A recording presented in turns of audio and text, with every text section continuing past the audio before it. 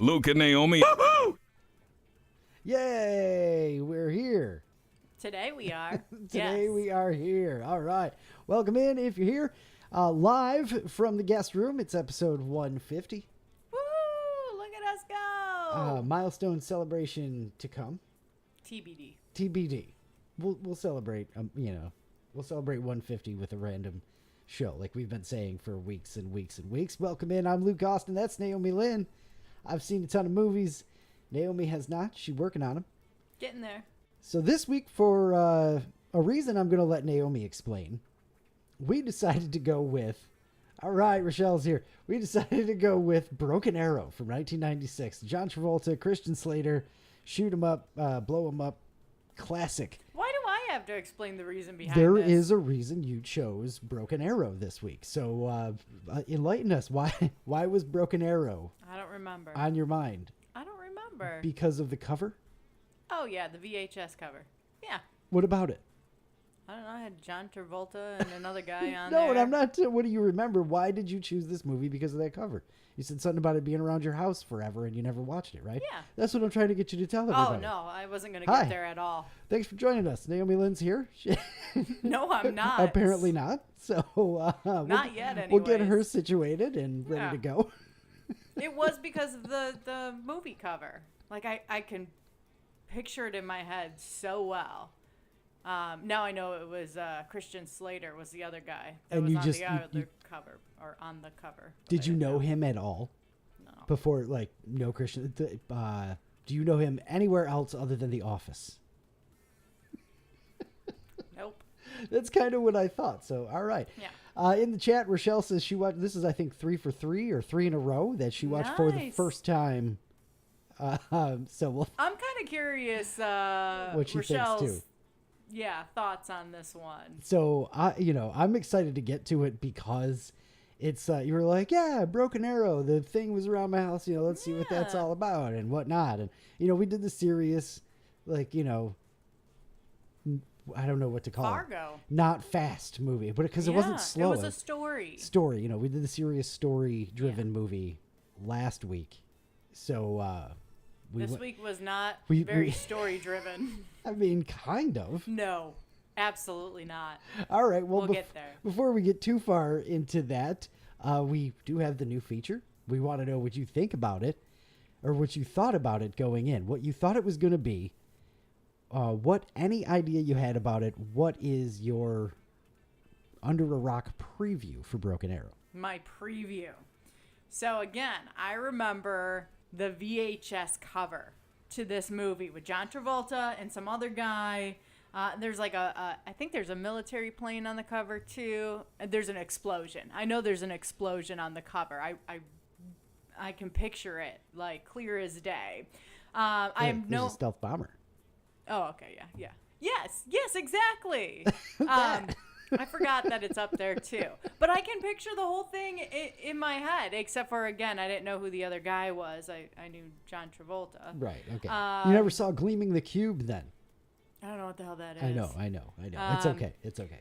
So, other than that, I have no idea what I'm getting into. You, of course, Luke had mentioned that it's about a missing nuke and a race against time to get it. Of course. Race against time. I'm assuming that it fell into the wrong hands, and John Travolta is going to be our hero here and track down the missing nuke and save the day before the world or the United States is destroyed. Excellent guess. Yeah, I feel like it's going to be a lot of action. I mean, we are talking about a warhead here. I'm going to try to stay open-minded because a lot of the high-level action movies, I'm like, okay, this is kind of stupid. That is the track record we have. Yeah, so going into it, trying to keep the best open mind for it, and we'll see what happens. I've got lots of notes. Lots of notes, too. This is another one where I didn't expect as much note-taking as actually went down.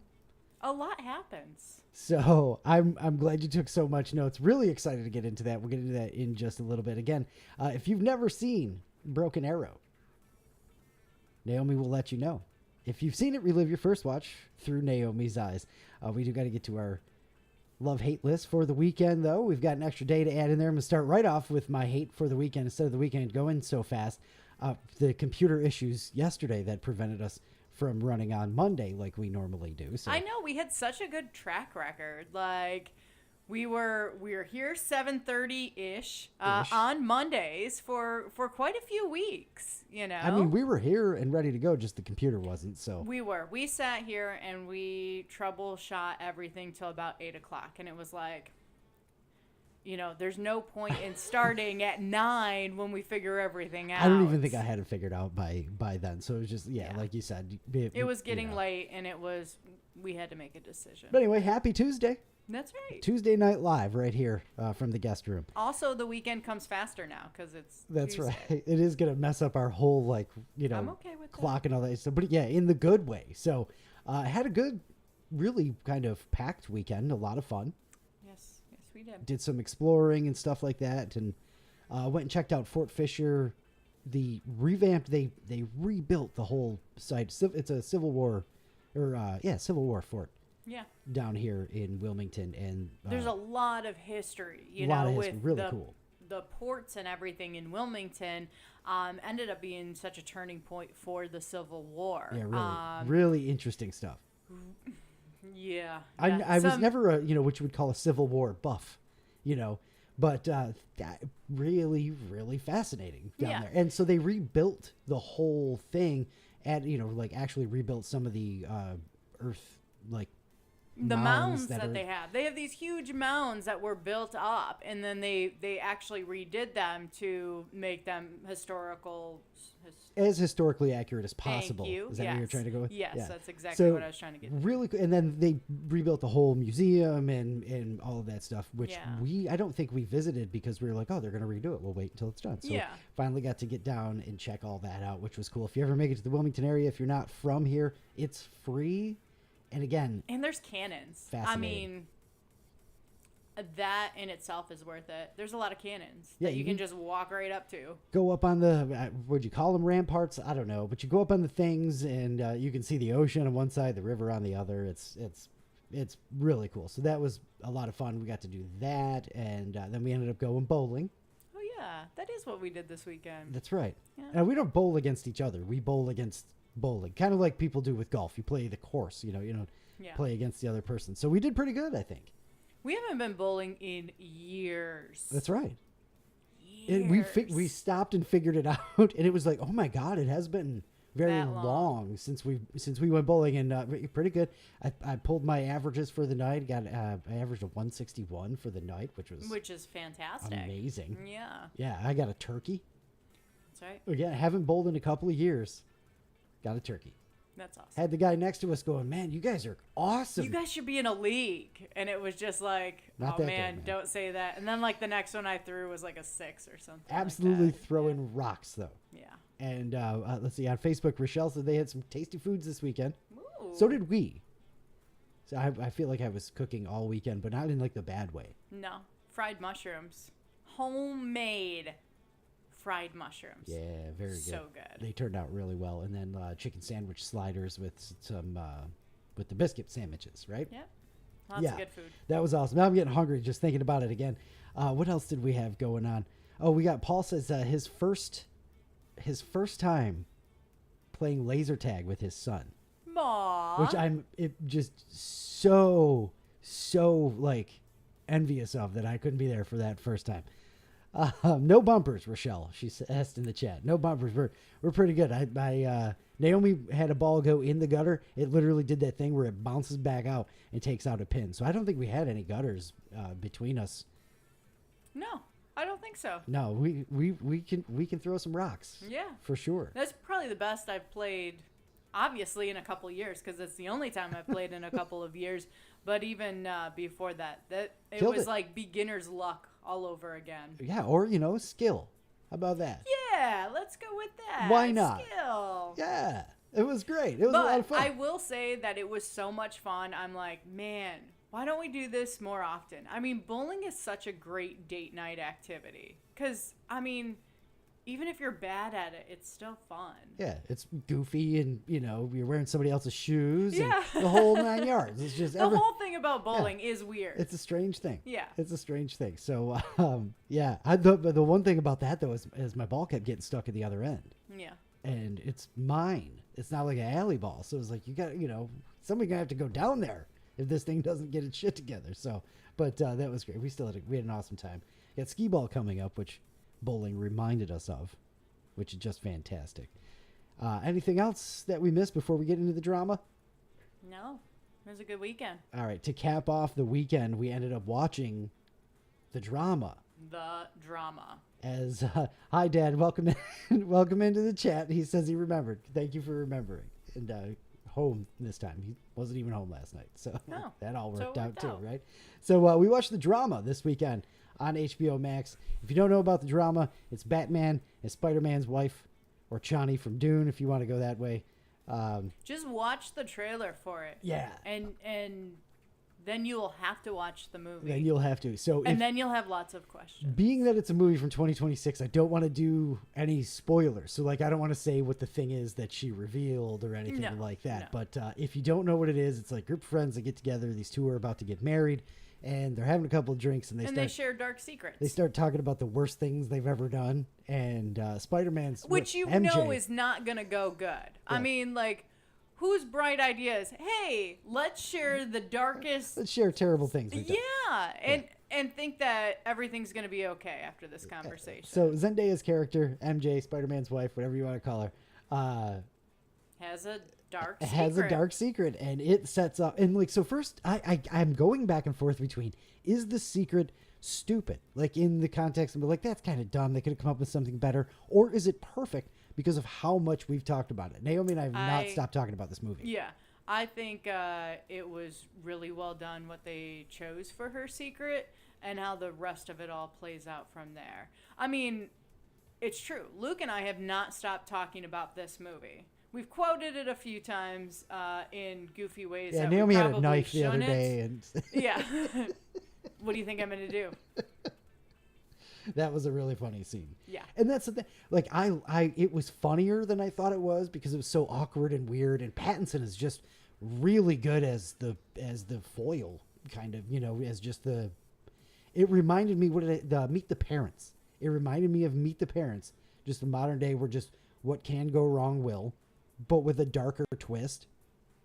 This movie, and I think the best way to sum it up for me was this movie gave me so much anxiety, but it was okay because I knew it wasn't my anxiety.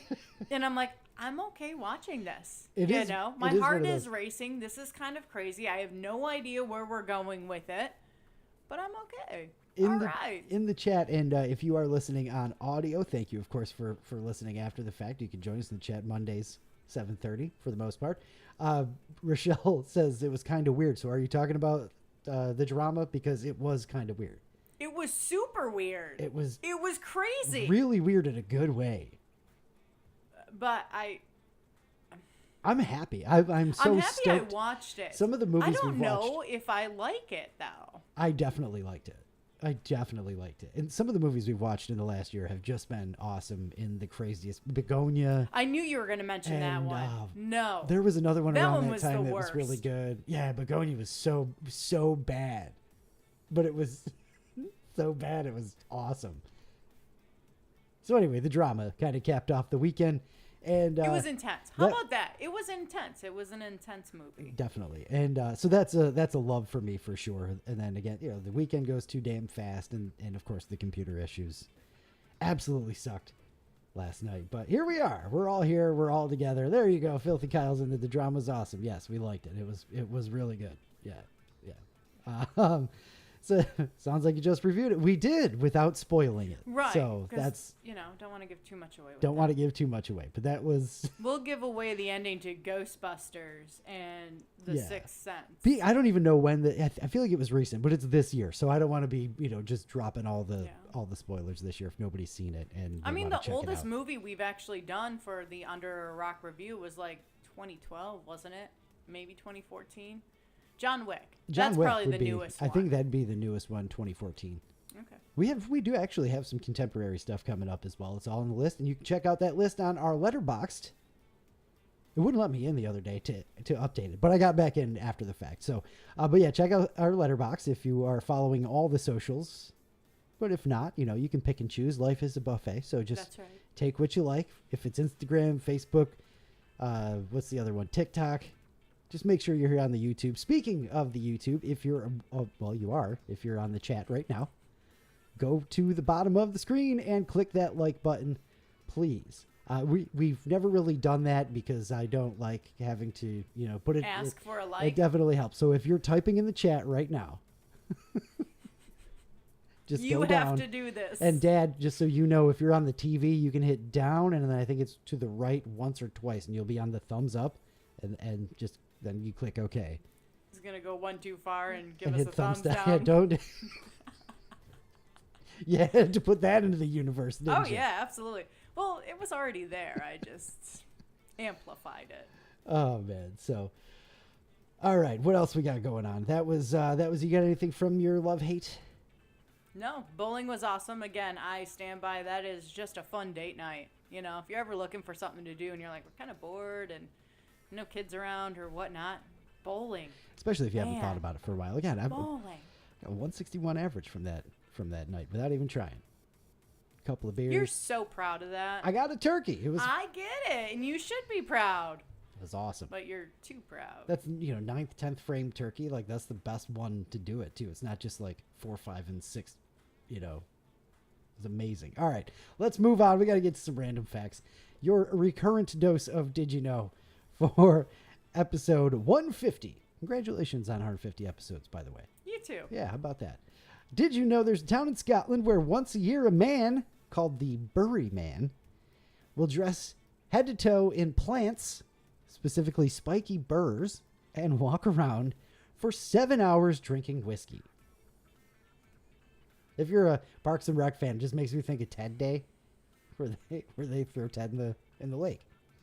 I'm just thinking like some drunk guy did this one day, and they're like, "Oh, do this every year." You know what it reminds me of is in North Carolina, in Asheville, there's a brewery called Green Man Brewery, and the logo is like a dude with plants, hops all over him. It just reminds me of that. Maybe that's where they got the idea. I love this. The ceremony's been going on for hundreds of years, of course. The meaning, though, somehow got forgotten. Maybe it's all the whiskey. I don't know. But this year's event happened this past Friday. There are photos online if you want to check them out. So that's speaking of booze and parties and all that stuff. The Boston Tea Party in 1773, did you know, destroyed 92,000 pounds of tea, which in today's money would be. Do you want to guess how much? $150,000. $1.7 million in today's money. Oh yeah, we're talking pounds. I was thinking of like individual tea bags. I'm like, what are they, like 50 cents a 38 piece? cents. That's all I Listen, got. I went to Costco. I got 100 packs of green tea for like $7. I'm set. I was trying to do that math. It doesn't work. All right. Did you know the first school to use a letter grade system like we have today was Mount Holyoke College in Massachusetts in 1887? Okay. Did you ever think of that, like where that came from or No. anything? Never. Not once. Not never. I don't think it ever crossed my mind. Did you know the projectile vomit in The Exorcist was soup from a famous California restaurant called Pea Soup Anderson's, mixed with oatmeal? That's disgusting. Do you know of the scene to which this refers? No. We don't really do a lot of horror movies, though, so I don't know if you want to watch The Exorcist ever, but we can add it to the list. Their soup looked more like vomit on camera, Pea Soup Anderson's did, than Campbell's soup. Sadly, Pea Soup Anderson's no longer with us. They closed in 2024. Wonder why. I can't imagine why. I'm surprised people just. This soup looks familiar, but I've never been here before. Yeah. It's missing oatmeal. And finally, did I skip one? No. Finally, did you know the witches in Macbeth didn't really use eye of newt? That was the ancient term for mustard seeds. So, Okay. Shakespeare. That is your recurrent dose of Did You Know? Some random facts for episode 150. Now, it is time to get to some fun stuff that we like to talk about because we used to do a morning show back in the day, so we like to bring a little bit of that morning show fun to our evening shenanigans. A little segment we like to call Breakfast for Dinner. Breakfast food can serve many purposes. Thank you for the help, Ron Swanson. Have you ever had a luxury letdown? I know the answer to this because what luxury, you ask? But elaborate, please. also, I could have just let you say something Yeah. at any point in the last 30 seconds. You ever dream about a luxury item you've always wanted, only to realize it's not all it's cracked up to be? Sure. Sure. Any examples of that whatsoever? What's the last luxury item? I don't buy luxury That's items. exactly You're my asking point. the wrong person. That's why I'm prodding. Because I look at something and I go, $15. the luxury. Do I really need keeping shoes? the $15? Do I really need shoes? Yeah, you can tell she hasn't bought anything in a while. Yeah, $15. $15 shoes? Flip flops. That's what I was going with. Maybe not. I don't know. I don't know. It's been a long time since I bought any luxury item. It's a Ask Reddit question. What luxury did you stop wanting after you finally experienced it? So I've got a couple of examples. Let's see if we agree to this. Like, do we still think these things are luxurious? Because I think we've done a couple of these. Okay. Number one on the list, hot tubs. They're fun at first, but way too expensive to upkeep. Plus, they go unused most of the year. And to me, they've become really creepy. Yeah, well, they're, you know. Say it. I know what you're going to say. No, the people who usually have hot tubs and want to have you come over and hang out in the hot tub is not usually the person that you want to be hanging out in the hot tub with. Exactly. Yeah. Yes. Also, people soup is just weird to me. Yeah. I mean, if we had one and it's just me and you, absolutely. Different story. But also, I'm too cheap. I'm not buying one. And like you said, upkeep. No. And they often go unused most of the year. Yeah. First class flights. No, that's a luxury I'd pay for. That's still, you do that all over again. We did our first class seats earlier this year. And that's all I want now. And that's, of course, you've ruined yourself for that. A bunch of people are saying the upgrade isn't worth the massive cost, though. That's fair. Yeah, I mean, we got a deal with ours. Otherwise, we that's would not the have only done reason it. that we did the upgrades, for sure. But I have seen, what the prices regularly are, and I'm like, we can't afford that. So That's right. But man, if we could. Definitely not paying for it either. Have you ever had bottle service at a club? No. Me either. Never made any sense to me, especially because I spent a lot of time bartending in college, and I know the markup is absolutely absurd. And bottle service, like what, hundreds of dollars for a bottle that you could get for $40. Yeah. Just never appealed to me. I'll drinking sneak a bottle in. I was gonna say, yeah, that or I'm drinking before I go to the club. Both. Yeah. Both. Designer clothing and handbags. Never. I already know that. But apparently the people are saying the excitement fades after the purchase. Well, duh. Yeah. When I used to work at a clothing store that sold shoes, and when the people came in to spend the $100 on Tim's for a kid who couldn't even walk, I was just like, you cray. You're absolutely cray. Michelin star restaurants is another one. Good food, but not always worth the enormous bill. That I can see. That one I have a little bit of a hard time with, just because I like to spend. That is probably my splurge. I like to spend money on a good restaurant and make it a whole experience. Yeah, well, maybe one day we'll try a Michelin star restaurant. And I'd be okay with that. I'd be okay with dropping that extra money for that. That would be my luxury item there. How about going to a pro sporting event? We've gone to a handful of Red Wings games. Really enjoyed that, but I don't want to pay the money for that anymore. I mean, my grandpa, my dad, and now me all say the best seat in the house is on my own couch. I don't know that I'm ever going to a pro game again. And if I did, it would probably be a hockey game. I'm definitely not paying for baseball. Football's astronomical at this point. Yeah. Basketball, we'd have to go to Charlotte. Maybe if the Knicks come to town, but also not paying for those tickets either. I could watch that game. And I don't want to go. I know you don't care about basketball, so I don't, So yeah, I might not go to a pro sporting event. No. On purpose. I mean, they are so much fun, but somebody give me the tickets. I don't want to pay for them. Yes. If I win the tickets and, We'll go. Maybe I can't sell them for, then maybe we'll go. VIP sections at music festivals. I've never paid for the VIP at the music festival. My favorite, though, is looking up what you get with the VIP. Because so music festivals, they've got the beer festivals where they've got all the sampling. And then it's like, hey, get the VIP where you get this special seat. You get like 3 food coupons and a towel for a souvenir. And it's like, you're going to charge me $150 extra.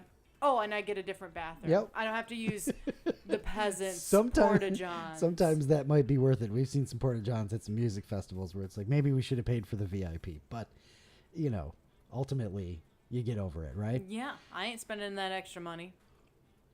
Another one on the list, and this is a weird one, in-ground swimming pools. They have the same complaints as hot tubs. A lot of maintenance for something that's only used occasionally. So if you swim a lot, or if you got a lot of kids or what have you, maybe it's worth it.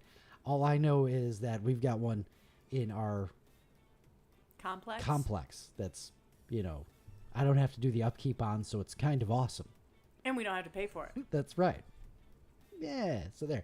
And then fame, the constant scrutiny and pressure, making it way less appealing. Not one I would ever know about. I don't see that as a luxury. That just seems like a weird one to add to the list. Weird one to add to the list. But I do think about that more often than I'd like to admit. Like, I think about... If you were famous? Yeah. Like, what that would be like? And I think about famous people and, like, how it's like, well, you got $1 million, so you can do whatever the hell you want. But also, if you do whatever the hell you want, it's going to be plastered everywhere, which kind of sucks. Yeah, I can see that. But you got $1 million. But the money. Yes, for sure. For sure. This one is, I feel like we may have talked about this years and years and years ago. Speaking of sporting events, 23% of people on a new poll said they would like it if real life, sports style trades happened in their place of work. If you got a call one day, hey, Naomi, we're trading you to a different company, same field you're in now. You can stay in the finance world and all that stuff, but we're trading you to this company over here, and maybe it's the Cleveland Browns of your field. What would you think about that? I'd probably be really sad and be like, "Oh, they don't like me." I know you would. I would take it so personally. You absolutely would. Why do you want to get rid of me?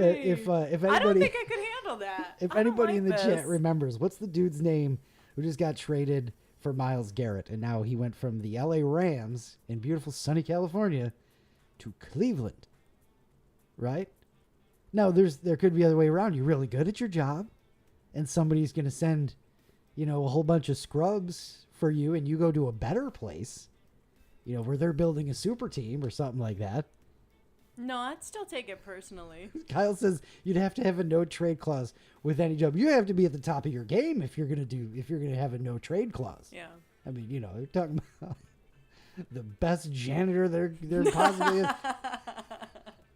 You're walking. This is the only school I clean. So you're walking one day and it's like, hey man, you're going across town to the bad school, Pine Grove. I think only Kyle will get that, but anyway. Yeah. So a lot of people said, hell no. Only 23 people said that they'd be down for this. Say they would have a positive reaction to being traded, including 6% who say they'd love if that happened, which I imagine is sports fans. Like, they've got to be like sports fans on some level. Okay, I guess. I don't know. I'm trying to think about this in real time. The no trade clause I love though, but I mean, again, you got to be pretty good at that point. And now we're breaking into a whole other territories of the conversation. 17% of people say they'd have a somewhat negative feeling, and 29% would be very upset, like Naomi, if it happened to them. Yeah, I'd be devastated. I mean, even if I have friends. Even if it was like, Naomi, they're sending us like, they're getting the better end of the deal. You're going to the best team in the league, if you will. You'd be okay with that? No, you'd still be. No, because then I'm going to be the worst one on the best team in the league. I don't like that. I'm working on building myself up here. No, you can't just get rid of me. My dad in the chat says he's worth 2 top picks and cash consideration. It could also be a salary dump. Wait, hang on. Can we negotiate here? Well, you know, I mean, if you want to be your own agent. No, I need to pay somebody for that. That's right. So Yeah. you hire an agent and all that stuff. And now the This is whole getting world's gone to shit because of complicated. this, you know, Yeah. and agents and lawyers and things like that. Younger adults like the idea more than older, maybe because I they're wonder why. they're less rooted in the exact place where they're working right now. The poll also asked if trading would be a good thing to add to normal people's jobs, and 3% say it would be good for like regular workers. 28% say it'd be good for employers. 15% say it could be good for both. I just imagine somebody trying to get rid of their employer. I just Like, imagine tables turn. this would be like fantasy football trades where these things have been the worst in my experience, where people are like, here's 3 guys you never heard of. Give me your star player at the same position. It's like, it doesn't work that way. You got to stop sending me nonsense for the good stuff. So they'd probably end up working out like that on some level too. Of course. All right. Let's talk about beer. Sure. We missed it, and it would make a little bit more sense if we were still on Monday, but this past Friday was one of the National Beer Days, International Beer Day. Okay. So- There's like 4. There's several, thankfully. And then Cinco de Mayo. St. and Patrick's Day, Christmas. Halloween. 4th of Labor July. Day. Arbor Day. That's right. Arbor Day, yes. Washington's birthday. International Beer Day was Friday, so 7 myths about beer. Washington's birthday. Did he brew beer, or was that Jefferson? They all grew hemp, though, right? I remember seeing on the There you dollar go. bills back in the day with the stamp. You ever get one of those? So 7 myths about beer people still believe. Drinking a lot of beer gives you a beer belly.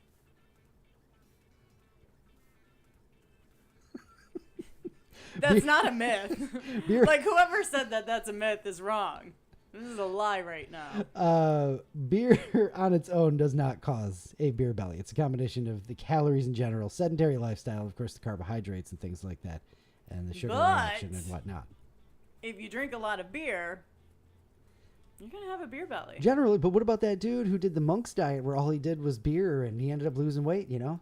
Yeah. Brewed that specific kind of beer and all that stuff. He's the only one. Dude was a genius. Beer should always be served ice cold. No. Ice cold I temperatures. know that's not true. Yes, ice cold can actually ruin the flavor of a good beer. Take the chill off it a little bit, some of those flavors and aromas, especially if you're getting into craft beer and stuff like that. Definitely come to the top. Dark beers are stronger than light beers. No. Unless you're talking about Black Friday at Fermental here in Wilmington, that is a myth. Light beers are lighter in color and body. Doesn't mean dark beers have more alcohol. Guinness, 4.2% historically. Budweiser, stronger at closer to 5%.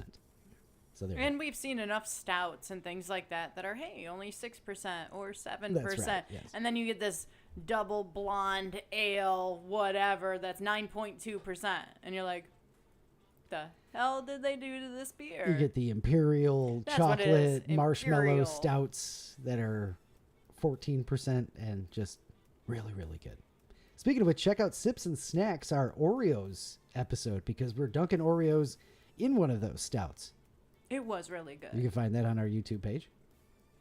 Just right in the list, Sips and Snacks. Another myth about beer, draft beer gives you a hangover. Drinking an excessive amount of alcohol, no matter the type, will cause a hangover. That's right. Doesn't matter. Beer before liquor, never been sicker. It was a motto we all lived by in 7th grade. I mean, college. But it really depends on how much alcohol you're drinking, not the order. From a scientific perspective, alcohol is alcohol. Different drinks might cause you to have worse hangovers compared to other drinks because of certain other molecules in the liquid or sugar content or things like that. But the order doesn't matter. Just don't overdo it. There you go. IPAs are always bitter, another myth. I'm here to tell you that's definitely a myth. Wide tent IPAs, a lot of varieties and profiles. Westies, New Englands, Hazies, Juicies, the American IPAs, Belgians, Blacks, Whites, Sours, Sessions, Mountain Style IPA. This is now a I don't thing. know that. Yeah. Westies are bitter, but juicy IPAs have tropical fruit notes. Milkshake IPAs, thick and sweet. Those are pretty damn good sometimes. And sour IPAs are funky and, of course, sour. Yeah. And finally, the biggest myth about beer is that it's unhealthy. But, I mean, you know, Everything in moderation. maybe it's not healthy for you, but yes, exactly. Everything in moderation. Studies that say it can have benefits in moderation as well. So there you go. I mean, if you're drinking all the imperial stouts every day and like 14 of them, yeah. Then you're dead. Then you are dead. That is right.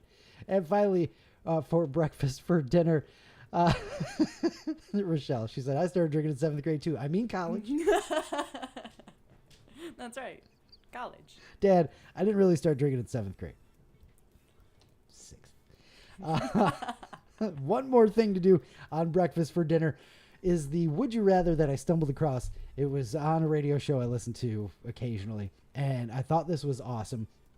If you're in the chat, you can answer this for yourself if you want to. If you are listening on audio podcast, find the question on our Facebook, Instagram, and let us know what you think. Or you can drop it in the Spotify chat. There actually is a thing I check every now and then. And, you know, or head on over to the YouTube, drop it there. Wherever you want. Text us if you know the number. Would you rather? I might actually send this to Luke Ragsdale, too, our friend in New Mexico who we used to do Would You Rathers on our show. Would you rather never be able to listen to music again or never be able to taste food again? This is one of the worst would you rather questions ever. Yeah, that's why I wanted to ask it. I thought you would like this. And this is why I also resisted giving you the heads up on what it is, because I was thinking about letting you think about it a little bit so you had an argument or something ready for the show. But then at the same time, I really wanted to drop that on you. I think, believe it or not, I think I would rather not be able to taste food anymore. Because then I can save a ton of money. I can just buy garbage for dinner and I'm set. Because it all tastes the same. Tofu. And it'll feel, Impossible set. Burgers. Yeah. Whatever is cheap and on sale. I could eat dog food. It's fine. It doesn't taste like anything to me. But not being able to hear music. Like, you know those days when you're just, like, super stressed and everything really sucks and you, like, put in your headphones and you listen to, like, some angry or sad song and you're like, oh, okay, like, cool. I can handle things. Like, I can't give that up. Rochelle says she's going with food. She'll give up music. Oh, I thought she was agreeing with No, me here. You're going to get rid of music? Yes. She says she needs the foods. So I was going to, put it to you this way. What if you, no more key lime pie, ice cream? I'd save money. I'd save money. I would. No more ice cream? It's okay. I can't taste it anymore, so why spend the money on it? It's a dog food all the way. It's a tough, yeah, she says it's not so easy as well. It is a tough one. It's one of the toughest ones I've seen in a while. I do instantly lean to, okay, yeah, like you said, give me the food. If I'm not tasting, it doesn't matter. I remember what cake tastes like. I might not remember what cake sounds like. That's right. He's going the distance. But think about it, too, because, I remember... Fantastic. Remember when we were going to do a Sips and Snacks, and bringing it back around, we were going to do pizza rolls. Yeah. Oh, yeah. And we bought the pizza rolls, and they were nothing like what we remembered. They tasted like cardboard garbage, and we couldn't even do the episode. But in your mind, you can still think about pizza rolls when you were a kid and how great they are. That's right. So you can have that memory with all the foods, with pizza, with ice cream, with cake, all of that. You can have those memories, and it's fine. You don't need to taste it anymore. It's fine. Yeah. The texture's still there if you want, to eat potato chips and whatever. So or ice, just crunch on it. Same thing. My dad says it's too easy for him. For this old man, yeah. He says no music, which is crazy because we always had music on in the car. There was always a stack of albums in the house and all that stuff. But no, he's going with food. Love them hot dogs, huh, Pop? And Kyle says it's tough. He says food makes more sense. Get healthy and you save money. Yeah. Yeah, because it's like, yeah, here's again. What's the stupid things? Rice cakes. Here you go, rice cakes. Yeah. It don't matter. It's crunchy. But I don't know, man. But you can't never listen to music again. Like, you'd go insane. You'd go insane. Food is so cool. And you're not hearing it. There's just no music anymore, anywhere. You're just not allowed to hear it. You wouldn't even hear that in the background. Kids, If you got kids and they're good at singing, if they're learning an instrument, you might be happy about it. You don't have to hear that, whatever. But just nothing. Yeah, you can't hear the music bad at all. No, nothing. Nothing. I can't do that. I think I'm with you. I'll take the not tasting food. I wonder how long I'd be able to last though, because that ice cream would be, I mean, it's still cold and creamy. It's just you're not getting the sugary taste or the chocolatiness or vanilla or what is it?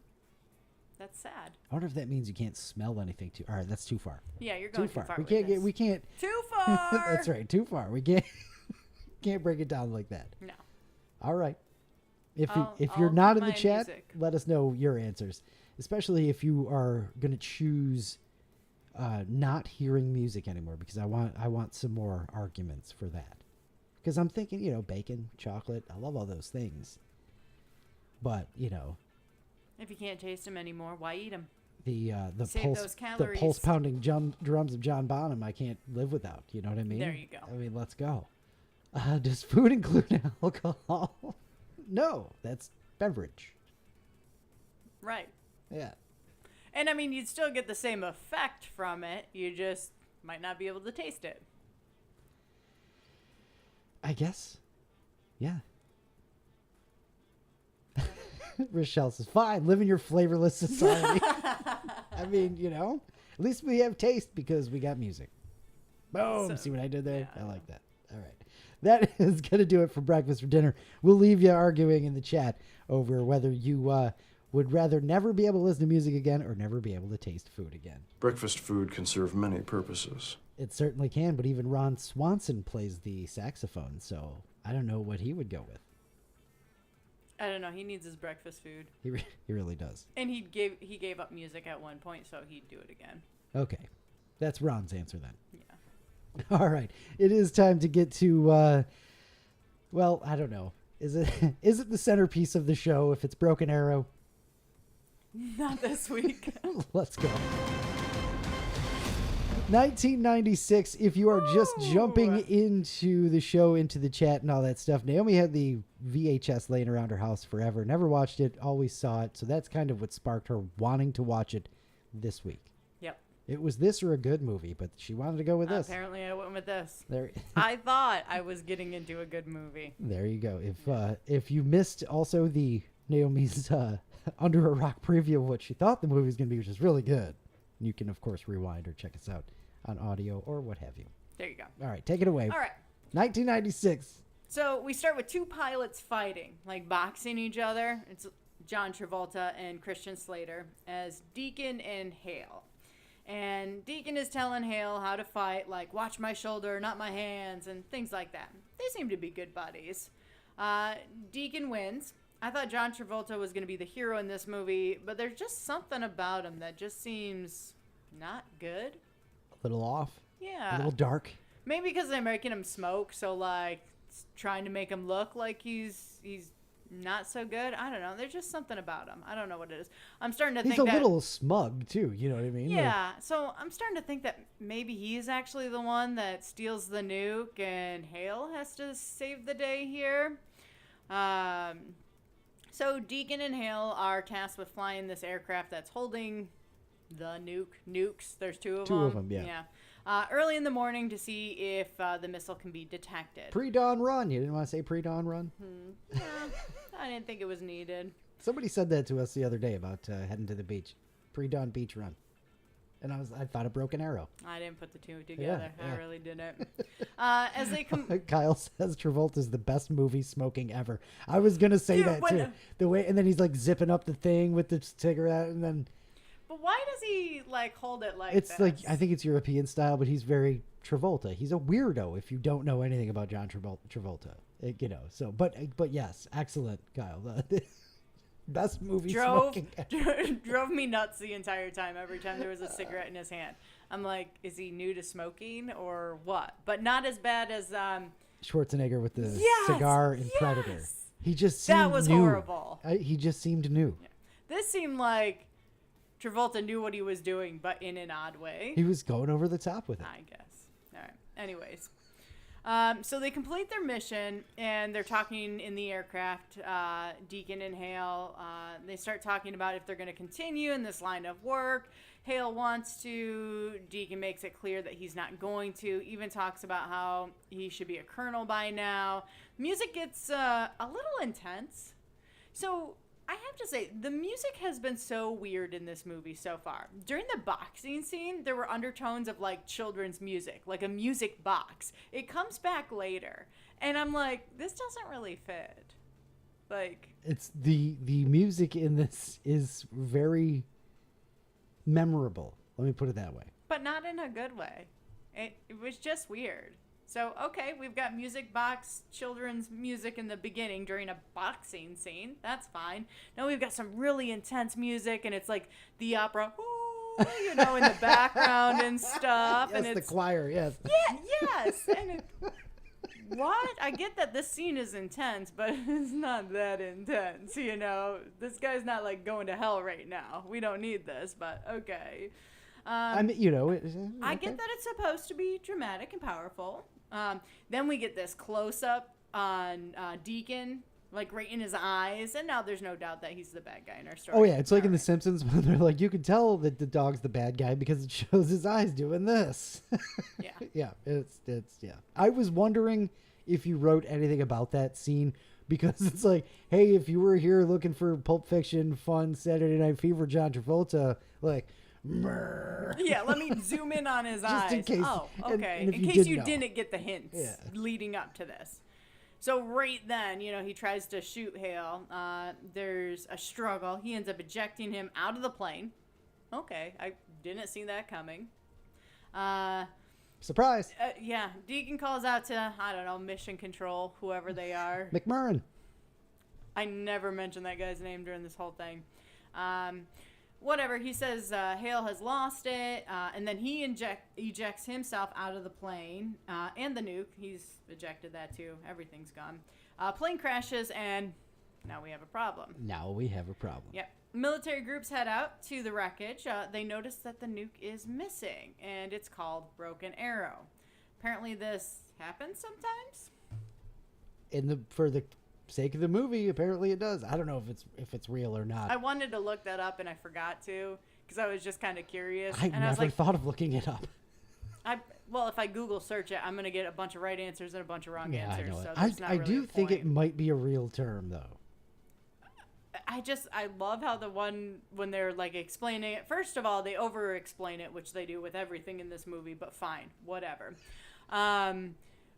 But then the one guy says something about like, I don't know what's more surprising, the fact that this has happened or the fact that it happens enough that you have a term for it. That was in the trailer for the movie in the 90s, and it was like the biggest thing.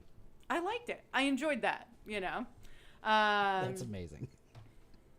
Apparently 90s trailers would work on me there. I feel like this, and maybe I was like, I think 13 around this, something, you know, so teenage boy explosions, things like that. But I feel like this was like I have it in the caption on the YouTube, peak 90s action. Like this was pinnacle action movie at the time. So lots of action, no storyline. We'll get more into that in your post review questions. Okay. But like watching back on this, it's kind of funny. There is a lot of action in this movie. You're not wrong there. Yeah. All right. So we see that Hale is still alive.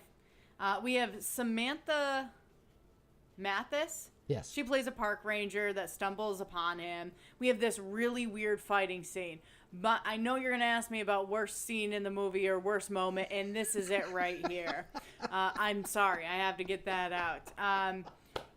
We did not need this at all. So she pulls a gun on him, okay? And instead of cooperating, he fights her.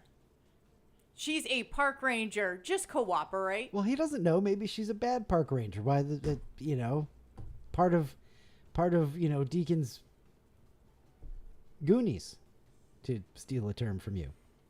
No. Hired goons. Not Not buying it for a second. You know, maybe. We have this intense scene for no freaking reason whatsoever. It's fun. She pulls a gun on him, and instead of cooperating, he fights her. They go back and forth for a while. She tries to arrest him. He fights her off, but then he gives her her gun back.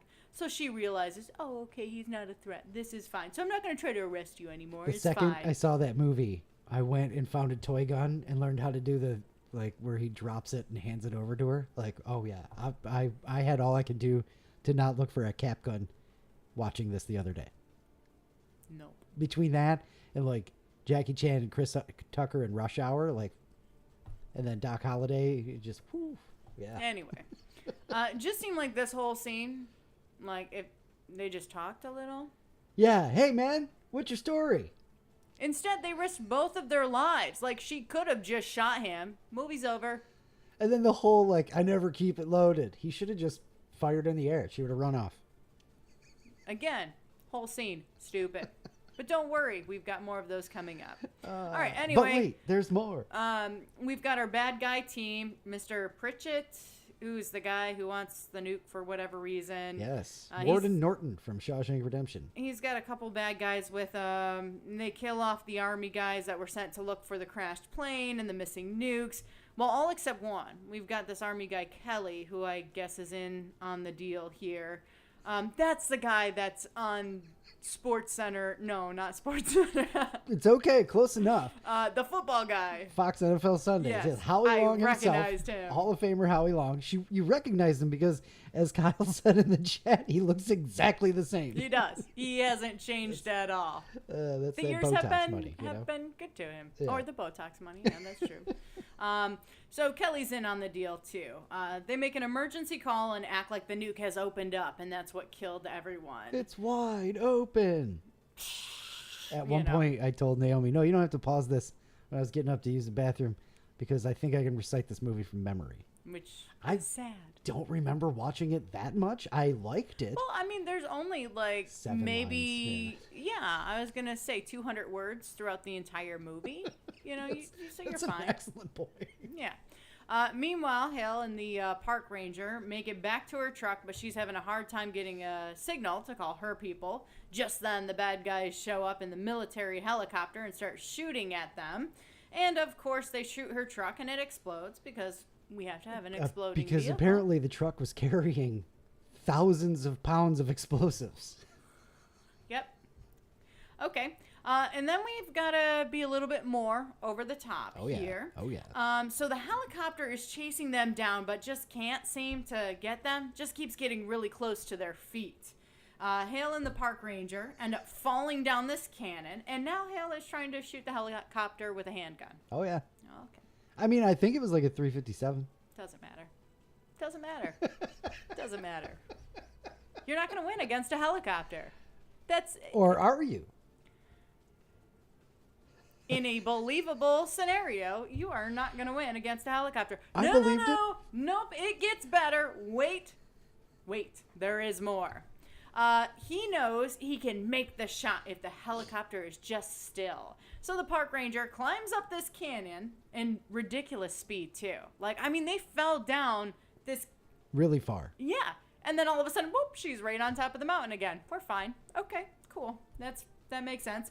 She distracts them so that Hale can take the shot, and he does. He kills the pilot, and now the helicopter is crashing, but it's going to crash directly into the park ranger. Intense. Yeah, she falls over. All hope is lost. But wait, all of a sudden, Hale apparently climbed up the cannon just as fast. Are you saying cannon or canyon? I said canyon the first time. That time came out cannon.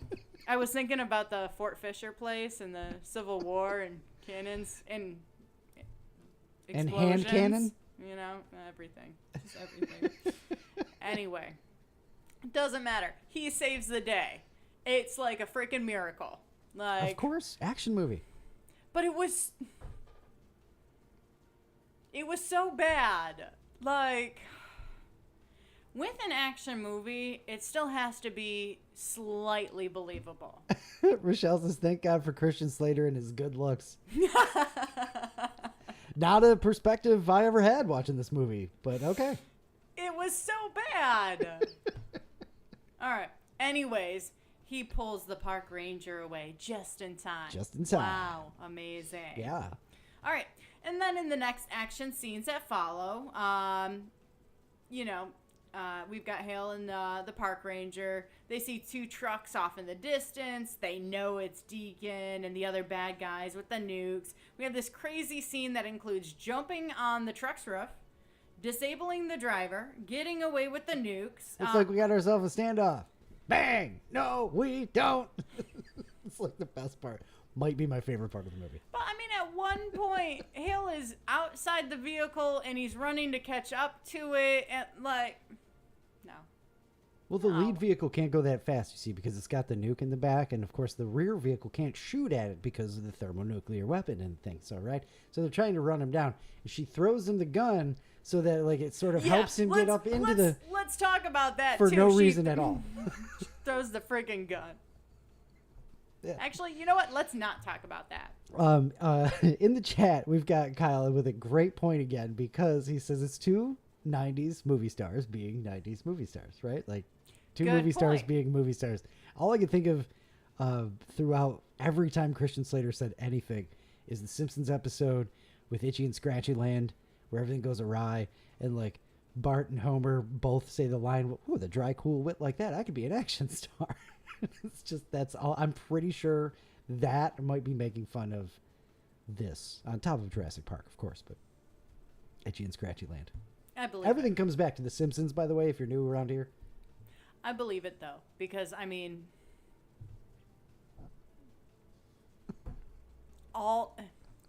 the storyline is basically, I don't want to say non-existent, because there is a storyline here. Let's get them into situations where we can blow things up and they can be heroic. Yeah. We'll figure out the words later. And we'll figure out the reason for the things blowing up later, too. Yeah. We'll just kind of fill in the gaps. Okay. Just explosion, You can explosion, come. explosion, explosion. I freaking hate that line. She delivers it so badly. Well, he said it first. I know he did. And I get that it was the callback to him saying that. But it was so stupid. It was like they were trying so hard to be clever. Now we're getting way ahead of ourselves, because that doesn't So happen mad. for a couple of train cars yet. I'm done. All right. Anyways, very, very unlikely. Doesn't matter where, because, I mean, that's the whole thing. But it's one of those action movies, you know. Okay. So they drive the nukes to an abandoned copper mine so Hale can work on disarming them or whatever. But that plan backfires. Deacon radios over to Hale from the truck or whatever. Hale tells him that he's going to disarm the nuke and all of this is going to be useless. As Hale is putting in the wrong codes, all of a sudden the nuke is armed and the countdown begins. Dun, dun, dun. Deacon admits to messing up with the wires or whatever. So now Hale just He used armed. uncoded circuit boards. Let's just, whatever. Have him say what he did so it makes sense for movie purposes. Okay. Very much. All right, sounds good. It's like, now the way you describe it does make it sound a little bit like an episode of Batman, like Adam West Batman. Like, we're on our way, Commissioner. It just a little bit. Now, like we need these words to help carry the storyline that's not really there. yeah, because nobody's paying attention. And again, this was for 12-year-olds, so. So probably pretty good for 12-year-olds. Yeah. I understood it back in the day. Apparently, the plan is now to get the nuke down into the copper mine, where it will blow and bury the other nuke under all the rocks and everything, making it impossible to find. Deacon is pissed that Hale thought of that and now has to make his way to the mine to try and stop Hale. Okay. We have another moment of unneeded drama where the park Action-packed. ranger is like, I can't do this. And Hale convinces her to help, and then she's like, okay. Fine. That was a very 90s thing to do for the Just female break star. down and Yeah. be like, I can't do this anymore. I would refer everybody in the chat to Jean Grey if you're an X-Men fan. That's coming. You'll see. All right. So the writing is not very strong in this movie. Believe it or not. Kyle's backup, or Kyle's excuse, I guess, for this. He says there's a plot, not a story. That plot is full of holes. Are we getting bogged down by semantics? Maybe, but hey. All right. So we get a lot of drama. It seems like it was added because they thought, we need something to kind of keep carrying this so that we can get to the next explosion. Okay. All right. We have to blow up a nuke, so there's got to be something that gets us there. Deacon makes his way to the mine, heads down into the mine, finds the armed nuke. At first it looks like he's disarming it, but then he sets it for 13 minutes and breaks the control panel so they can't disarm it. Okay. Seems like a bad idea, but okay. That's fine. We have more shootouts, more people die. Oh, a grenade goes off and blocks part of the tunnel because, again, they're in the mines at this point. Deacon and a few of his people are able to escape, but then they set off grenades. They, pull the pin on the grenades and send it down the elevator so that when it actually gets down to the mine, it traps Hale and the park ranger. And she's like, that's it then, isn't it? Which obviously it isn't. We have more of the movie left here. They'll find a weird way to escape and stop Deacon. We just got to be a little dramatic first. Of course, all hope is lost, Of course. But then the park ranger remembers a tunnel that led to the river. So I want to ask at this point, and I should have stopped you and made you answer the question then. At this point, do you think the nuke's going to detonate, or do you think they're going to stop it? We'll stop it. Okay. I would rather it not have a happy ending, but Well, I mean the one in the mine. Do you think they're going to stop this one? Oh, no. Okay. No, but they are going to get away and all of that. That won't be a problem. Okay. Again, of course, all hope is lost. Park ranger remembers a tunnel that leads to the river, so they go find it. They actually end up falling through one of the pathways into the river. While this is happening, we have Deacon and Kelly and Mr. Pritchett escaping, and it's very dramatic, intense music. We keep getting shots of the timer of the nuke. Oh my gosh, we saw it 5 times. Down to 4 minutes, 3 minutes and 32 seconds, 3 minutes and 20 seconds. Dun dun dun. It was very, very intense. Whatever. Boom. Bomb explodes. More intense than the drama, or no? That's a different kind of intense. That's right. That's good intense. Okay. This is... What are we getting at here? That kind of intense. All right. Bomb explodes. Deacon is way away, though, and so are his buddies. They deal with a little shock, ripple through the ground, but it, fries all the electronics from the helicopter that was chasing them, so the helicopter goes down. That's where everybody learned about EMP, an electromagnetic pulse. I swear to God, after this movie, everybody knew about that, and it came up everywhere in future afterwards. movies and things like that. Yeah. I don't recall ever hearing about that before Broken Arrow. And then it was just oh, that's so crazy. It is believable. I'm telling Look you. what happened here. Whatever. He did the rope-a-dope. Meanwhile, we haven't gotten there yet. Hale and the park ranger escape through the river, but she's all shooken up, and it's kind of annoying. But we need more action and drama, so they're waiting by the river when Deacon and Kelly show up. Mr. Pritchett isn't with them anymore. Deacon's killed him. With a mag light. Oh, yeah. Yeah, he did. Yeah. I don't know why I've always appreciated that detail, but it was just they really are durable. Yeah. They can do some damage. Anyway, they show up to load the nuke into a boat to escape. As they're bringing the nuke out, Hale and the park ranger hop into the boat with plans to steal it, but then they run out of time. Hale tells her to get out of the boat as he jumps into the water, but she doesn't listen, and she covers herself with I'm a tarp. pretty sure she got tangled up or some nonsense like that. The rope that she was standing on reached up and wrapped around her foot. You can make excuses all you want for her. I'm sticking with Not she an didn't excuse. listen. It's just what happened. Whatever. Now she's in the boat with the bad guys as it heads down the river. Which, I'm sorry, but no. You'd be found out. I mean, you get that weird sense when something is off or somebody's around you. You are not going to be okay. It's just like in Back to the Future. Biff could sense Marty in the back of that car. Yeah. But, I'm not buying you got to it for suspend 1 second. disbelief every now and then. I did for this entire movie. But apparently they never notice her at all in the boat. I don't believe that for a second, but whatever. You've always got a pile of ropes and debris that's covered by a tarp in a boat. So, there it is. Just Military officers, people, whoever, find Hale at the lake, and they make a plan to get Deacon. So he wanted everyone to believe he was going to Salt Lake City, planted evidence to make it look like that. So Hale kind of caught on to this idea, though, and knows that he's going to be on a train, not on, the main roads or anything. And if he wanted everyone to believe that he was heading west, that must mean he's heading east. So they're going to track him down in Denver. Again, the dialogue had to carry that part of the story there, but that's fine. Delroy Lindo and Christian Slater did okay in that scene, Yeah. Maybe it's definitely not the worst one. Yeah, guys camping out in lawn chairs. The park ranger that gotten herself involved in this whole mess decided to hop the train and follow Deacon, which, as she says, this is a bad idea, which she said like 3 times during the movie, but does it anyways. That was her catchphrase. I get it, but she could have backed out of this situation so long ago. But nope, I want to be involved. He even gives her, he's like, look, I'm a military officer. This is kind of my responsibility. You're a park ranger. Just go home and have a campfire. Stop getting in the way. Yeah. How about that? So now we have Deacon on the train. Kelly is still there. The park ranger who tries to help but almost gets herself killed is there as well.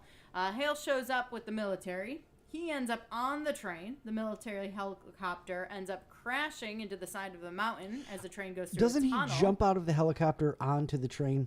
I think so. Yes. Yeah. Yes. I just, Lots of action. credit where credit's due. Sure. There's a lot. I mean... The train scene, I don't go into details with. So much happens. You're just kind of out of gas by then. Out of the note-taking steam. Yeah, I mean, More we've explosions. got a couple shootouts. Almost everybody is dead at this point. Again, the military helicopter crashed into the side of a mountain, so we got another explosion there. Really, I even talk really about the brakes. Piss poor piloting from that guy. You knew the mountain was there. You were flying at it for hours. He got distracted because bad guys. How about the scene where she sneaks up on the dude who's not John Travolta, and he's like, "You probably thought I was a computer nerd, huh?" That's my favorite part. It's like my favorite line in that whole movie. Stupid. It's the dumbest thing. So stupid.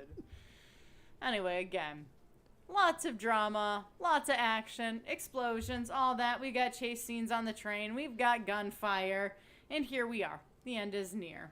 The helicopter that Deacon was planning on escaping on has been blown to pieces. The park ranger is waiting on one of the train cars where Hale went to go find Deacon and basically end this thing and told her, you wait here. Deacon is in the train car with the nuke and has the nuke set for 5 minutes. It's a standoff between him and Hale. We have to have this, the final battle. Yeah, the showdown. Of course, it's going to be a fist fight because, we got to go full circle to, the first scene in the movie. And this goes on for enough time, fighting it out. Hale is able...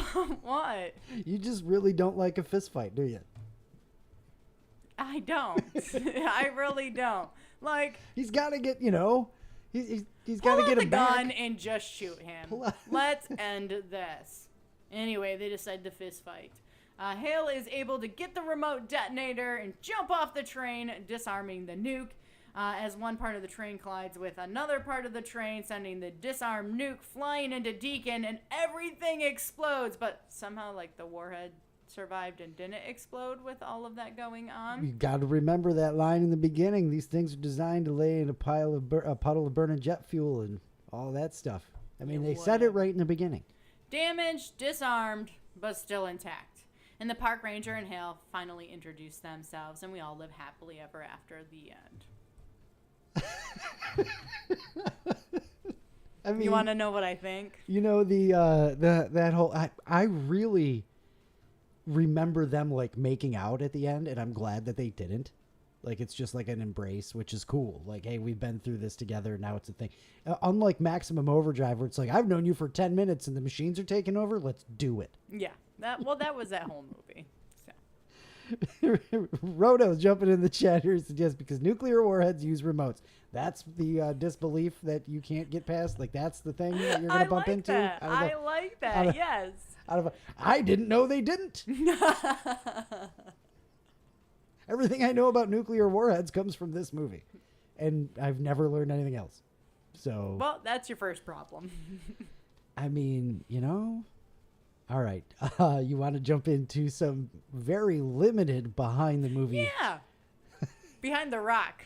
Behind the rock scenes. Also, this is a John Woo film, and I believe he's done better movies since.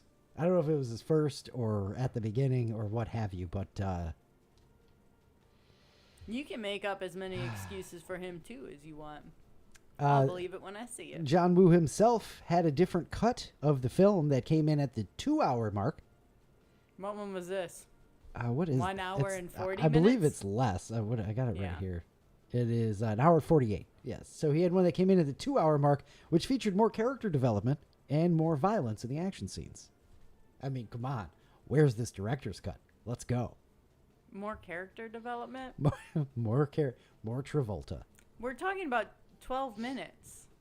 How much more character are you going to get in 12 minutes? You might dig this. Samantha Mathis consulted Sandra Bullock regarding physical preparation for high-intensity stunt sequences. I do. I love Sandra Bullock. Sandra Bullock's advice was to hum the James Bond theme music immediately preceding each take to establish a consistent rhythmic foundation for movement. That's great advice. I like it. I told you, these are limited. Travolta removes the flight suit following the character transition to civilian status.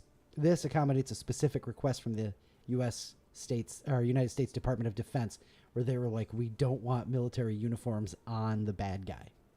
Like, we can't That's have, fair. We can't have that. So there. And Travolta selected the role of Deakins because he wanted to play a bad guy. And I remember it was after this, or Was this his first bad guy role? I don't know. Roto and Filthy are there. Was this his first bad guy role? I honestly can't remember. I think it is. It's right around there. You're not counting Pulp Fiction because he wasn't really a bad guy. He was just a gangster. But he says he chose. They offered him the two, and he chose the bad guy because he says being a bad guy. And I remember hearing him say this, reading it, seeing it in an interview where he was like, "When you're a bad guy, there are no rules. When you're a good guy, you know, there's things and there's certain things. When you're a bad guy, he was like, you can tap into almost anything." Yeah. The girl, oh gosh, I'm not going to be able to remember her name. It's one of the Avenger movies. It's a person, she played the sister, Helena or something. Thor's sister. Oh yeah, or Loki's sister. Kate Blanchett, right? Yeah. Didn't she say something similar? Yes. Where she was so excited to play the bad guy character because, you know, there were no rules. You can just be bad. And Roto says maybe he thinks it's before Face Off, and I think this is before Face Off as well. Okay. I think like this and then Face Off and then like all of those things, but I'm not going to bother looking it up because why? Yeah. Why? So literally, that is the last of the behind-the-scenes trivia that I have for Broken there wasn't Arrow. a lot of scenes to begin with, so you're not going to get a lot of behind the scenes either. Howie Long's first movie, which launched his illustrious movie career, including this and what the hell was the one where he's the fire jumping guy? That one, right? Yeah. He's Who? Long What? story short, Fox NFL Sundays, right? Okay. So there's that. All right, that is some behind the scenes, very limited behind the scenes nonsense, but the more important stuff. Naomi's Under a Rock review questions. Starting with, did you like it? No. Didn't see that coming at all. Why? It's not a good movie. I mean, again, I went into this trying to have an open mind because I knew it was going to be action-packed. And I knew that the story would probably lack. But it's really dumb. I mean, he steals nuclear weapons. He's going to buy Volvo. Like, what? Living off the dividends. Safely, we're happy in the knowledge that he'll be helping to produce the safest car in the world. After stealing a nuclear warhead. Okay. I know it. Like, the hubris is just amazing. Do you have a favorite line from the movie? No, I did like, again, where they go into the description of Broken Arrow. That was solid You for like me. that stuff? Yeah. The rest of the lines were not good. And every time they tried to be clever, it fell flat. The and best I could line not stand that. to ever come out of this movie is F him if you can't take a joke. Sure. Yeah, it's an excellent line. Yeah. Absolutely wasted on the movie. Yeah. You know, but F him if you Yeah, can't take a because joke. I forgot that line was even in the movie. Right. So no quotes you'd already heard going in then? Who was your favorite character? Delroy Lindo. No, it was Giles, right? It was Giles. No, it was Mr. Pritchett. It was definitely not the park ranger, because I feel like, again, everything she did just felt so freaking forced. I don't know. I mean, I like to see John Travolta as a bad guy. I mean, the writing was terrible, but I think he did the best with what he had. He's a good bad guy. Yeah, I enjoy him as a bad guy, especially because my first takes on John Travolta are Michael and, what is it, Phenomenon or something like that. Exactly. Where, like, he's first, and Michael, like, he's a little bad, but he's an angel in that freaking movie. So, you know. Yes. And then Phenomenon, he's Phenomenon, like a yeah. good guy. He's just a good, normal guy. Course. And then, you know, if you're older, you remember all the 70s stuff that he did with the disco and Welcome Back Kotter and all that. I knew him from Welcome Back Kotter and Pulp Fiction. So when he was a bad guy, I was disappointed that he was a bad guy in a movie. And then it was like, oh, damn, he's so good, though. Yeah, so I would say he's probably my favorite character. Yeah, I mean, yeah, he's almost got to be, right? Because, again, there's nobody else. There's nobody else. It's not the park ranger. It can't be Christian Slater because there's just something about that character. It's just bad. Trenton, New Jersey. Okay. That's where I learned that. Oh, okay. Yeah, we all know New Jersey's a terrible place. You just had to take a shot at him, I guess. I don't know. Cringe level. I mean, it's cringy because it's bad, you know, but it's not cringy because, ooh, they crossed some lines there. So I'd give it like a 4.6 for cringe level. Okay. You know. Okay, yeah. I would, rewatching it, I'd probably push it to a 6.5 for myself because I just don't really remember it being that bad. That tough. Yeah. Yeah, for sure. Discomfort level, I wouldn't say there's a discomfort level really in the, you know, No. you're not really on the edge of your seat worried about the nuke going off or them getting caught on the train. You're not right? really worried about any of it. You're like, whatever happens, happens. It's a popcorn movie. Sit back and watch them blow up the Southwest. Yeah. You know? All right. The title of the movie in the movie. This has to be one of the all-time best title drops in a movie. And they say it like 8 times. I was okay with it, yeah. It was solid. We got ourselves a broken arrow. Like, come on, A what? man. A broken arrow. Yeah. What is that? Well, a broken arrow is, and then he explains it, and he goes, and then the other guy says broken arrow again. That's all I know. Yeah. They do really say it 8 times in that, 5-minute time frame there. Yeah. But yeah, it was solid. I was happy with Best the way that part was of the dropped. movie? Probably Maybe. that. We'll yeah. find out. Let's see here. We did What Did You Know About It and your thoughts going in at the top. So, Travolta, not the good guy. I know. Shocker. Which was a good shock. I did like that. Good shock. Which is kind of a bummer, though, because that made me more of like, oh, man, he's the bad guy. So I was already, like, trying to be more hopeful for this movie. Waiting for a good movie to happen, huh? Yeah. So was I, because I disappointed. liked this movie as a kid. And I know I've watched it more recently. I just don't remember it being so cringe for me. Maybe you were drunk. I Yeah, don't know. Maybe, you know. What surprised you? John Travolta being the bad guy. Okay, That was a okay. surprise. Easy How bad enough. the writing was. That was a surprise. Easy enough. Would you have liked it more or less if you saw it when you were younger? I can easily say that I did like it when I was younger, 13, 14, whatever. I'm sure I would have too. I mean, again, the explosions and all of that stuff have never been my cup of tea across Right, the yeah. board, but being younger and not caring about a storyline or plot, sorry, Filthy, I probably like it a little bit more. It's still a bad movie. I imagine. If you had watched it on the VHS in a VCR, you would have probably dug it a little bit more. What was your favorite part? Can I say the ending? It was done with. Sir, please turn around. No.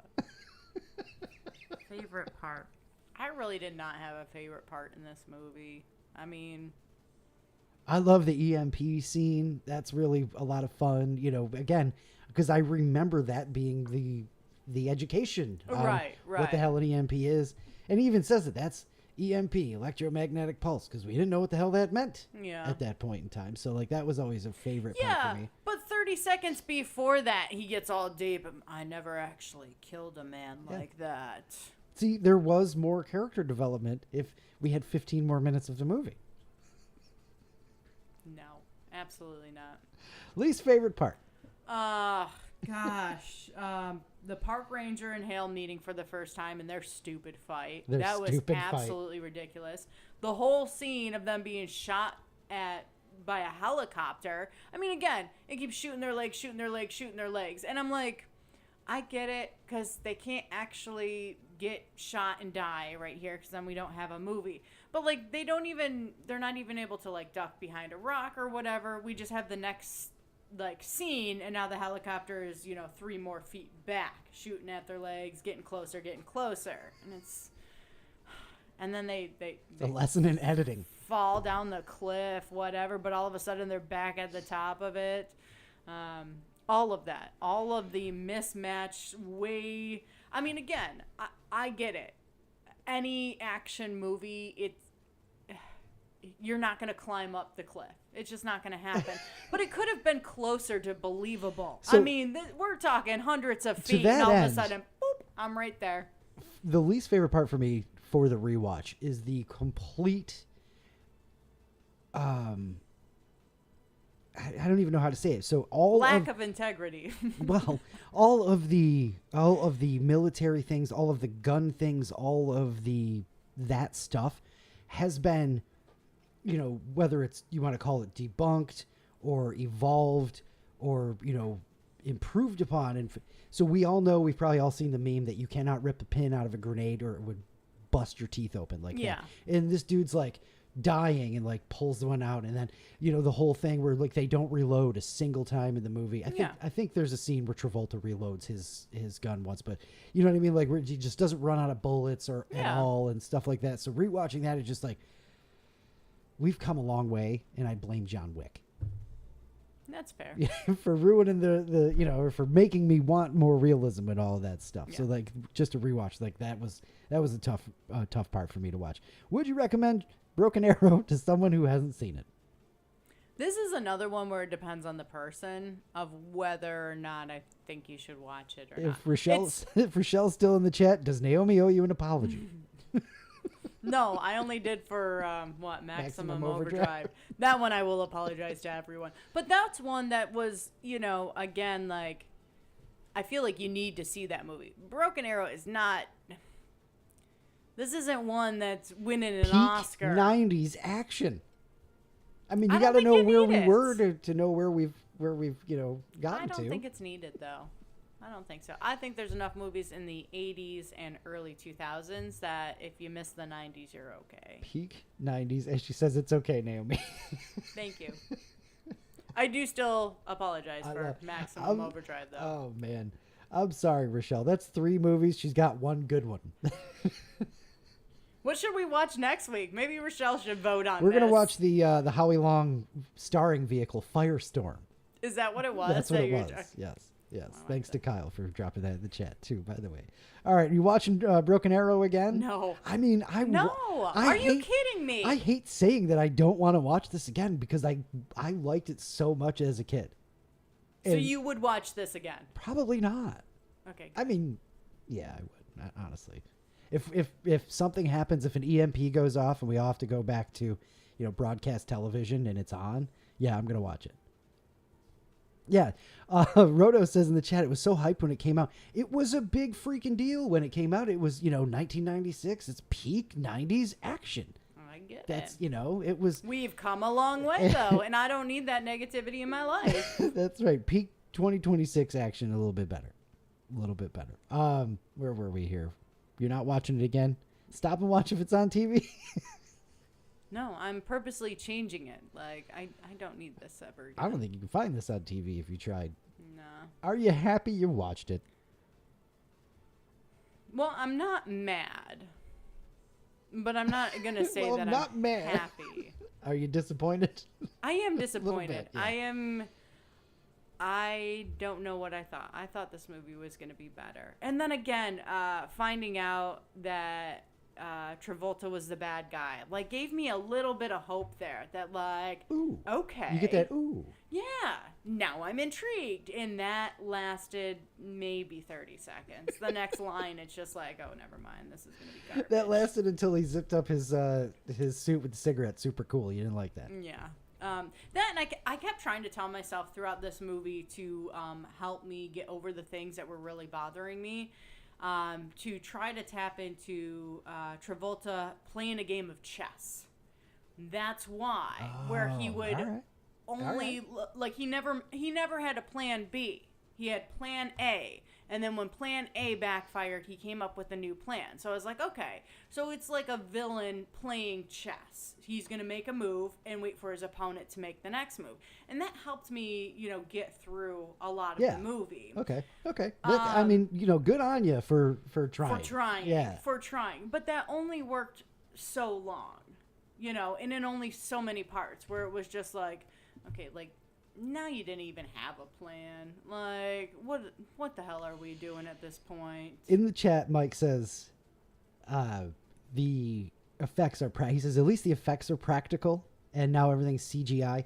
I'm not sure I would want to go back to the practical because, like, think about this shooting at their feet and all of that stuff. I mean, I like a good mix of both, I think. Yeah. But again, peak 90s action.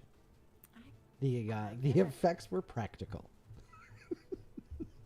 All right. Doesn't make it better. Does it hold up? I don't feel like it does. That's pretty rough as far as not holding up. It was great in its time. Did not age well. No. Does not hold up. And now, because we got the new Letterboxd account, so we can pop this up there, you've got to rank it 1 through 5 stars. I couldn't even say 5 stars. Like, just to... Do you want to... That's where the top is. I couldn't even get that out without laughing. Yeah. What do you got? I'm going back and forth on this for a little while, and I don't want to be so harsh, but it's a solid 2. A solid 2. I was going for 2.5. I just wanted to give Travolta that little bump, but I really can't. I mean, I'm not going to rewatch this movie. A lot of butt chin in this. Yeah. And there's just not enough good going for it. I can't recommend it. It's a 2. I'm not disagreeing with you. I can't disagree with you at all. It is still better than Hocus Pocus. It is just such a bummer that it does not hold up like I wanted it to. Sorry. All right. Sorry, Charlie. That's Naomi's Under a Rock review of Broken Arrow. Excellent as always. So next week, we've got to come back with something better. I don't know. I think I'm going to message Rochelle. It's either got to be something like, hey, what do you want to watch? Because I'm really sorry. Rochelle says too as well, because if you are jumping in now, she says she watched it for the first time just for the show. Mm-hmm. So, and she's done that with a couple of our movies. movies. At least 3 in a row. Correct me if I'm wrong. That's at least 3 in a row, and one good one in Fargo. So Fargo was a good one. Yes, one good one. That's the one good one she has watched for our show. Is Fargo. Because that was bookended by Maximum Overdrive and now Broken Arrow. So. Yeah. Oops. You know how I knew it was going to be a rough one? When nobody was able to guess what the movie was from the screenshot we put up. I had River Wild was a guess from somebody. I don't know what that is. It's do we add that to the list? Don't do it. I'm just kidding. We can, I think. That might be worthy of adding on there. But anyway, if you want to check out the watch list, you can see that on our Letterboxd account, and we'll be adding our reviews as we continue. But that is going to do it for Naomi's Under a Rock review of Broken Arrow. I'm sorry. I don't really apologize to you that much, but damn. That's okay. Yeah. It is what it is. We have all grown in this segment. Oh, yeah. All right, it's time for Thought of the Day. Thought of the day, thought of the day. It's your thought of the day, thought of the day. See, we needed that. Yes, that's what it's for. It's it's a little boost at the end. Yeah. The voice in your head can scream, whisper, and speak normally, but it's always the same volume. Wow, that's deep. That's deep. Yeah. That's some heavy thinking after Broken Arrow. There was not a lot of thinking in that one. So we needed something more. Luke, you gonna leave us with a laugh? I'm gonna do my best. You ready? Broken Arrow. Kidding. That was a great Great joke. Let's end on that note. What is the least spoken language in the world? I don't know. Sign language. That's dumb. what do you call? Are you new around here? What do you call a bear without any teeth? A gummy bear. A gummy bear is correct. And how do you get a squirrel to like you? Act like you're nuts. I love that one so much. Are you serious? Act like you're nuts. So just like fall over. Awful. Roto says we have to add River Wild to the Okay. list, so we will do that. Kevin We will Bacon add and it. Meryl Streep. Okay. Little Kevin Bacon. I don't know how much Kevin Bacon, besides Footloose, we've had. We didn't have it on the podcast, but I know him from Hollow Man. Hollow Man. Of Yeah. course you saw Hollow Man, but not Broken Arrow. Was that a 90s movie too? Yes, I yes. don't know. I feel like Hollow Man was right around the time of like Independence Day and of this and all of that stuff. Okay. I could be a little early with that one, but anyway. All right, where are we here? We're leaving. Yeah, we're We getting out of done. here. We are wrapping up. Thank you for joining us for another episode of Luke and Naomi on Air, featuring Naomi's Under a Rock reviews. However you choose to consume us, we really appreciate you hanging out with us, having some fun, listening to our nonsense, and answering our stupid questions like, would you rather never hear music again or never be able to taste food again? That's a toughie. If you aren't in the chat, drop that wherever you want. Let us know your answers to that one. Chat, thank you so much for showing up once again. Tremors? Do we have Tremors? Do you know Tremors? I don't know Tremors. Kevin Bacon and Tremors. God, if you think she didn't like Broken Arrow, you think she's going to like Tremors? I do think Tremors is probably a better movie.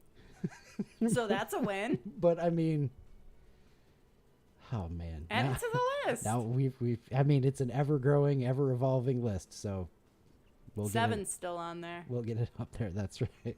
7 is still on there. All right. Thank you again to everybody. And a special shout out to the chat as well. That is going to do it for episode 150. And until episode 151, have some fun this week. Be excellent to each other. Love you. Bye. All right. Thanks again, chat. Love yous. Peace out.